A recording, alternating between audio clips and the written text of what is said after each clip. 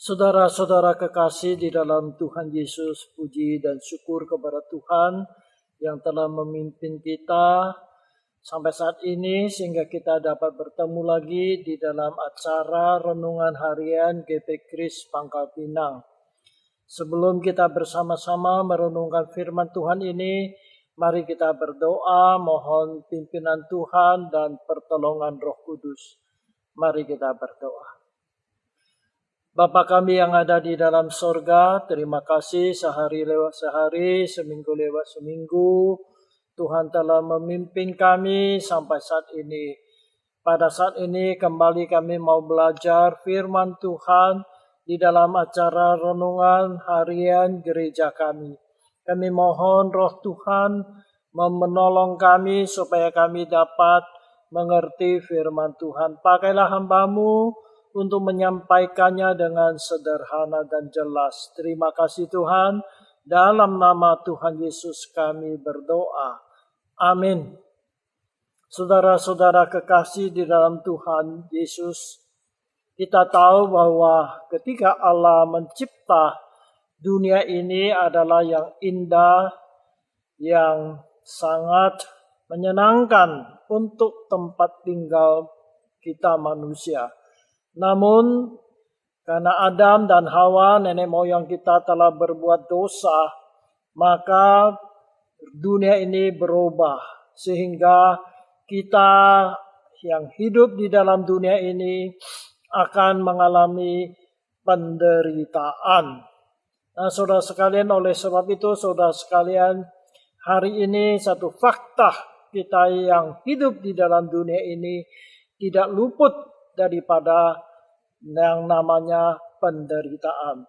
Tapi kita juga bersyukur kepada Tuhan. Karena walaupun dunia ini sudah rusak, tetapi tidaklah setiap hari kita mengalami penderitaan. Dalam 1 tahun 365 hari bukan berarti setiap hari kita mengalami penderitaan. Ada waktu-waktu yang menyenangkan. Jadi Tuhan mengizinkan kita hidup dalam dunia ini ada suka dan duka. Tetapi satu fakta bahwa kita pasti yang akan mengalami namanya penderitaan. Nah, saudara sekalian, ketika kita mengalami penderitaan, bagaimana sikap kita terhadap penderitaan ini? Pada umumnya ada dua golongan orang punya sikap yang berbeda.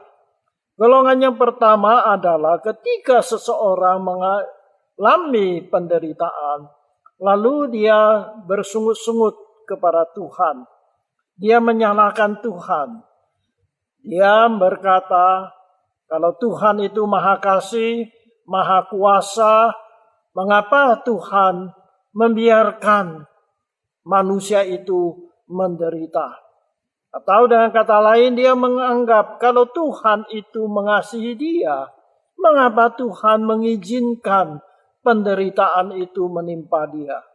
Katanya dia sudah berdoa, mohon pertolongan Tuhan. Tetapi toh penderitaan itu datang kepadanya. Sehingga dia tidak bisa menerima penderitaan itu. Lalu menyalahkan Tuhan, menyalahkan situasi dan sebagainya. Dengan kata lain, ketika dia mengalami penderitaan itu, dia bersungut-sungut kepada Tuhan. Di dalam Alkitab kita baca sejarah bangsa Israel ketika mereka keluar dari Mesir menuju tanah Kanaan. Di padang gurun, mereka itu bersungut-sungut kepada Tuhan ketika mereka mengalami kesulitan. Kalau tidak ada kesulitannya, mereka aman-aman aja. Tetapi kalau mereka mengalami kesulitan, penderitaan, lalu mereka menyalahkan Musa pada waktu itu, berarti mereka menyalahkan Tuhan. Di dalam Alkitab mencatat 10 kali mereka itu bersungut-sungut menyalahkan Tuhan. Dan Tuhan mengirim hukuman kepada mereka. Oleh sebab itu saudara sekalian, Itulah sikap orang yang pertama. Ketika dia mengalami kesulitan atau penderitaan, dia menyalahkan Tuhan. Golongan orang yang kedua adalah ketika dia mengalami kesulitan penderitaan, dia tidak bersungut-sungut kepada Tuhan, tetapi dia tetap menghormati Tuhan, tetap setia kepada Tuhan. Dia punya keyakinan bahwa dia adalah anak Tuhan. Tuhan itu maha kasih kepada dia. Kalau Tuhan mengizinkan penderitaan, maka dia akan menerimanya dengan sabar. Di dalam Alkitab ada contoh, yaitu Ayub. Ketika dia mengalami penderitaan yang luar biasa, kita baca di dalam Alkitab, ya, kitab Ayub, segala hartanya ludes dalam satu hari. 10 anaknya meninggal dalam satu hari. Kemudian dia sendiri mengalami sakit penyakit. Saudara sekalian, bukan saja begitu. Istrinya yang hidup bersama dengan dia pun tidak mengerti akan perasaan Ayub ini. Sehingga dia berkata kepada Ayub, kutuklah Allah itu. Kemudian kita baca juga bagaimana ada 3 kawannya yang datang dari tempat jauh khusus untuk memberi penghiburan kepada Ayub. Tetapi hasilnya bagaimana? Mereka menyalahkan Ayub. Mereka mengatakan Ayub pasti ada dosa sehingga dia mengalami balak itu, mengalami penderitaan itu. Padahal Ayub adalah orang yang suci. Tetapi mereka tidak mengerti. Berulang-ulang mereka mengatakan pasti Ayub itu adalah orang yang berbuat dosa. Maka itu mereka menasihat Ayub supaya memeriksa diri, bertobat. Nah, saudara sekalian, hal ini bukan menambah penghiburan atau memberi penghiburan kepada Ayub, malahan memberi beban mental kepada Ayub ini. Nah, saudara sekalian, ketika kita mengalami penderitaan, apa yang harus kita bersikap? Tentu kita jangan seperti bangsa Israel. Ketika mereka mengalami kesulitan, lalu mereka bersungut-sungut. Tapi kita belajar seperti Ayub. Ketika dia mengalami penderitaan, dia tetap setia kepada Tuhan. Dia tetap bersandar kepada Tuhan. Nah, di dalam Alkitab, kita baca di dalam kitab Ibrani, di mana penulis kitab Ibrani ini mengajak mereka, ketika mereka itu menderita, mereka itu bersandar kepada Tuhan. Jangan menyalahkan Tuhan. Kita tahu bahwa kitab Ibrani ini ditulis kepada orang-orang Kristen yang pada waktu itu sedang mengalami penganiayaan. Oleh sebab itu, mari kita membaca kitab Ibrani pasal 12 ayat 1 dan 2, kemudian ayat 7 dan 8. Kita dengar bagaimana penulis kitab Ibrani ini mengajak mereka ketika mereka di dalam penderitaan, mereka tetap setia kepada Tuhan. Saya bacakan di dalam Ibrani pasal 12 ayat 1 dan 2. Karena kita mempunyai banyak saksi bagaikan awan yang mengelilingi kita, marilah kita menanggalkan semua beban dan dosa yang begitu merintangi kita, dan berlomba dengan tekun dalam perlombaan yang diwajibkan bagi kita. Marilah kita melakukannya dengan mata yang tertuju kepada Yesus, yang memimpin kita dalam iman dan yang membawa iman kita kepada kesempurnaan, yang dengan mengabaikan kehinaan tekun memikul salib ganti sukacita yang disediakan bagi Dia yang sekarang duduk di sebelah kanan tahta Allah. Kemudian ayat 7 dan 8. Jika kamu harus menanggung ganjaran, Allah memperlakukan kamu seperti anak. Di manakah terdapat anak yang tidak dihajar oleh ayahnya?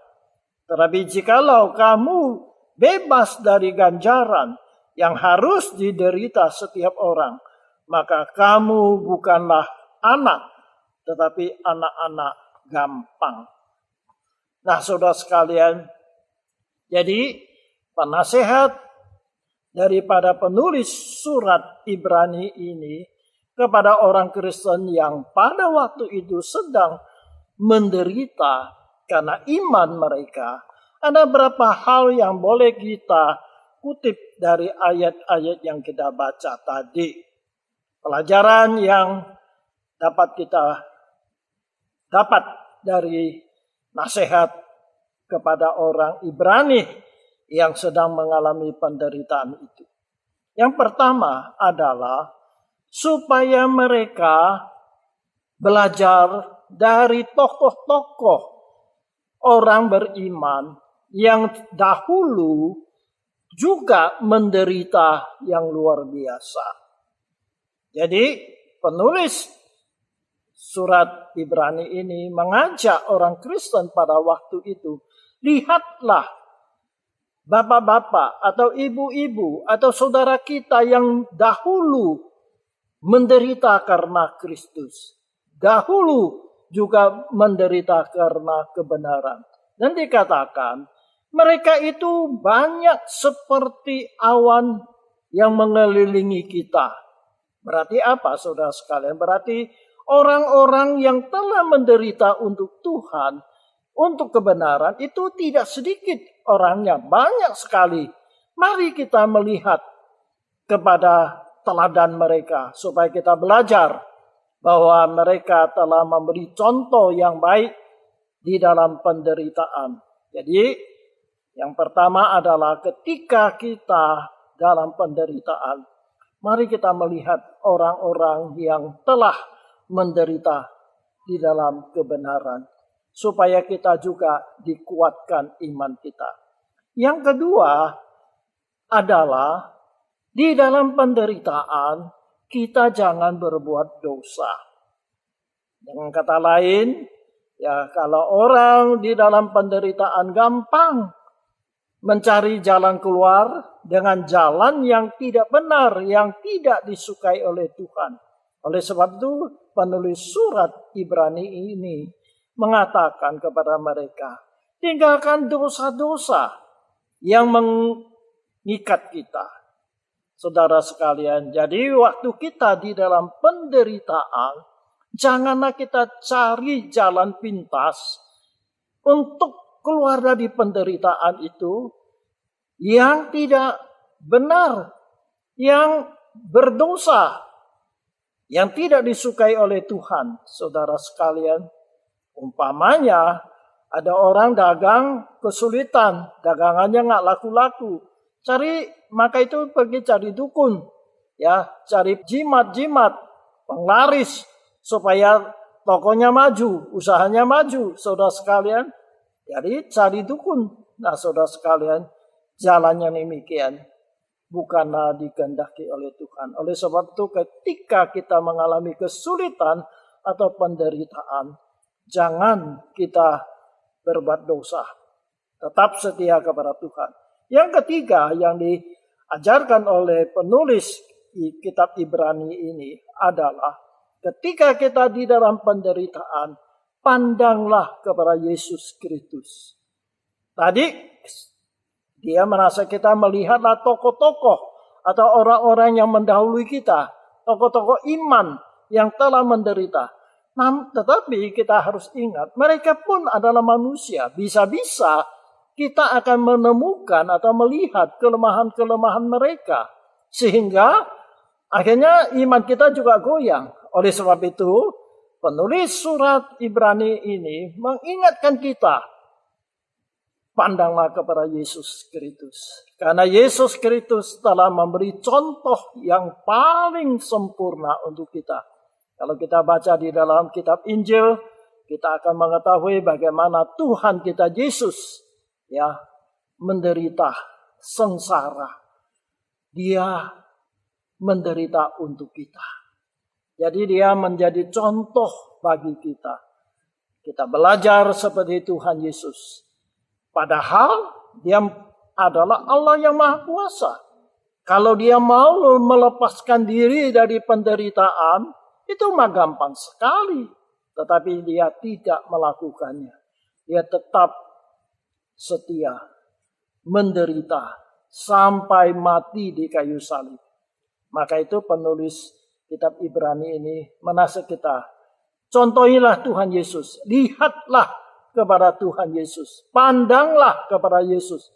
Saudara sekalian, ketika kita di dalam penderitaan, mari kita pandang kepada Yesus. Memikirkan bagaimana Tuhan Yesus telah menderita untuk kita. Kalau saudara menderita, ingatlah Tuhan Yesus lebih menderita dari kita. Dia lebih banyak dari penderitaan daripada kita. Itu yang ketiga. Yang keempat, penasihat dari penulis Ibrani ini adalah supaya kita jangan patah semangat. Kita harus tetap tekun, jangan putus asa. Nah, saudara sekalian, ada orang dalam penderitaan mula-mula dia bisa bertahan. Tetapi lama-lama akhirnya gagal. Nah, oleh sebab itu penulis surat ini mengatakan, tekun, ya sabar sampai selesai kehendak Tuhan di dalam diri kita. Oleh sebab itu saudara sekalian, ketika kita mengalami kesulitan-kesulitan, mari kita tekun, sabar, menanti pertolongan Tuhan. Tuhan pasti mempunyai waktunya untuk melepaskan kita. Itu yang keempat. Yang kelima adalah penulis surat Ibrani mengingatkan kita bahwa kita ini adalah anak-anak Allah. Allah itu Bapa kita yang di sorga. Dan Bapa kita di sorga itu mengasihi kita. Kalau di dunia ini ada Bapa jasmani mengajar kita, apalagi kita ini anak-anak Tuhan, maka Bapa kita di sorga berkenan mengajar kita. Oleh sebab itu, ketika kita mengalami kesulitan, kita pun harus punya satu pikiran bahwa kita ini anak-anak Allah. Allah itu adalah Bapa kita. Dan dia mengasihi kita. Oleh sebab itu, kita harus sabar menerima ajaran daripada Tuhan. Kita tidak boleh melarikan diri dari penderitaan itu. Dan yang terakhir, yaitu supaya kita memanfaatkan penderitaan itu menjadi berkat. Menjadi berkat bagi kita, juga menjadi berkat bagi orang lain. Saudara sekalian, jadi penderitaan yang kita alami dapat diubah menjadi berkat bagi kita, juga bagi orang yang lain. Nah, Paulus pernah memberi nasihat kepada jemaat di Korintus supaya mereka itu mendapat penghiburan dari Paulus yang pada waktu itu sedang mengalami penderitaan. Supaya penderitaan yang dialami oleh Paulus itu boleh menjadi berkat bagi mereka. Mari kita baca di dalam 2 Korintus pasal 1 ayat 3 sampai 6. 2 Korintus pasal 1 ayat 3 sampai 6 saya bacakan untuk kita semua. Kata Paulus kepada jemaat di Korintus, terpujilah Allah, Bapa Tuhan kita Yesus Kristus, Bapa yang penuh belas kasihan dan Allah sumber segala penghiburan, yang menghibur kami dalam segala penderitaan kami, sehingga kami sanggup menghibur mereka yang berada dalam bermacam-macam penderitaan dengan penghiburan yang kami terima sendiri dari Allah. Sebab sama seperti kami mendapat bagian berlimpah-limpah dalam kesengsaraan Kristus, demikian pula oleh Kristus kami menerima penghiburan berlimpah-limpah.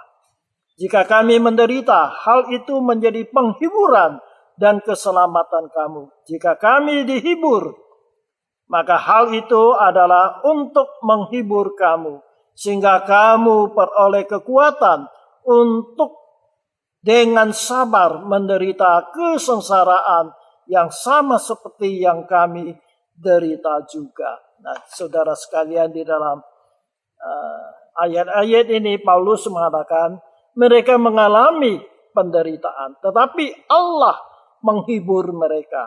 Nah, dengan penghiburan yang mereka terima dari Tuhan untuk memberi penghiburan kepada orang-orang di Korintus yang sedang juga di dalam penderitaan.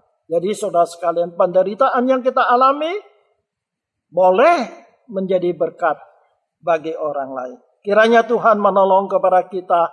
Sekali lagi, kalau kita di dalam penderitaan, apa yang harus kita lakukan? Seperti nasihat dari kitab Ibrani itu, yaitu mari kita lihat orang-orang yang telah menderita, supaya kita belajar dari mereka. Yang kedua, di dalam penderitaan jangan kita berbuat dosa. Yang ketiga, kalau kita dalam penderitaan, mari kita pandang kepada Yesus. Lihatlah kepada Tuhan Yesus, supaya Tuhan Yesus itu menjadi kekuatan bagi kita. Yang keempat, dalam penderitaan kita harus tekun, sabar. Jangan kita cari jalan keluar yang tidak berkenan kepada Tuhan. Dan yang kelima, ingatlah kita ini anak Tuhan. Allah Bapa kita. Kalau Tuhan mengizinkan kita menderita, berarti Tuhan mempunyai maksud yang baik untuk kita. Dan yang keenam adalah, dalam penderitaan, jadikanlah penderitaan kita itu menjadi berkat bagi kita, juga menjadi berkat bagi orang lain. Melalui pengalaman-pengalaman penderitaan kita, supaya orang lain boleh menerima berkat melalui penderitaan kita. Di dalam sejarah gereja, ada satu orang yang bernama Fanny Crosby. Saya rasa banyak di antara kita yang mengenal siapa ini. Dia adalah menulis banyak him atau dalam gereja. Sampai hari ini masih banyak nyanyiannya yang sangat bagus yang dinyanyikan sampai sekarang. Dia lahir pada tahun 1820. Jadi sampai sekarang itu kurang lebih 200 tahun yang lalu. Dia telah menciptakan hampir 8.000 nyanyian rohani yang menghibur kita. Nah, saudara sekalian, salah satu yang sering kita nyanyi adalah Yesus sahabat sejati. Yesus sahabat sejati, tanggung semua dosa kita. Nah, saudara sekalian, itu salah satu. Masih banyak sekali nyanyiannya. Tapi saudara tahu nggak riwayat daripada Fanny Crosby ini? Dia lahir normal. Tetapi pada umur 6 minggu, dia sakit. Lalu dokter salah kasih obat. Sehingga matanya jadi buta. Dua-duanya jadi buta. Bayangkan saudara sekalian. Seorang anak bayi yang lahir sehat. Tetapi akhirnya jadi buta kedua matanya. Tetapi saudara sekalian, bagaimana dia? Walaupun dia buta, tetapi seumur hidup, dia hidup tidak sia-sia. Dia telah mengarang 8.000 lebih nyanyian rohani yang menjadi berkat bagi banyak orang, saudara sekalian. Dia hidup sampai 95 tahun. Saudara sekalian, satu umur yang sangat panjang. Padahal dia umur 6 minggu jadi buta. Salah obat dari dokter. Tapi saudara sekalian, dia tidak pernah menyalahkan Tuhan. Juga tidak pernah menyalahkan dokter yang membuat dia buta. Tapi saudara sekalian, dia jadikan matanya buta. Tetapi dia pakai hidupnya membuat nyanyian-nyanyian yang sampai sekarang masih tetap dinyanyikan. Kiranya Tuhan menolong kepada kita. Kalau Tuhan mengizinkan kita menderita, mari kita bersandar kepada Tuhan. Mari kita tetap setia kepada Tuhan. Jadikan penderitaan kita ini menjadi berkat. Berkat bagi kita, berkat bagi orang lain. Amin. Mari kita berdoa. Terima kasih Tuhan, kami sadar hidup kami dalam dunia ini tidak luput daripada penderitaan. Tetapi kami mohon, tolong kami ya Tuhan. Ketika kami dalam penderitaan, kami tidak bersungut-sungut kepada Tuhan. Tidak menyalahkan orang lain. Tetapi kami tetap setia kepada Engkau. Biar kami boleh memandang kepada Engkau. Supaya penderitaan yang kami alami boleh menjadi berkat bagi kami. Juga menjadi berkat bagi orang lain. Ya Bapa, kami hidup pada saat ini. Masih dalam masa-masa pandemi virus COVID ini ya Tuhan. Banyak saudara kami mengalami kesulitan, penderitaan. Oleh sebab itu kami mohon, biarlah melalui renungan ini, Engkau menguatkan iman mereka. Supaya mereka tidak putus asa, tidak kecewa, tidak menyalahkan Tuhan. Tetapi mereka boleh bersandar kepada Tuhan. Kami yakin kesulitan yang sedang kami hadapi, satu saat akan kami lewati. Karena Engkau adalah Bapa kami yang mengasihi kami. Terima kasih Tuhan. Dalam nama Tuhan Yesus kami berdoa. Amin. Saudara sekalian, kiranya Tuhan berkati kita sampai berjumpa pada kesempatan yang lain. Amin.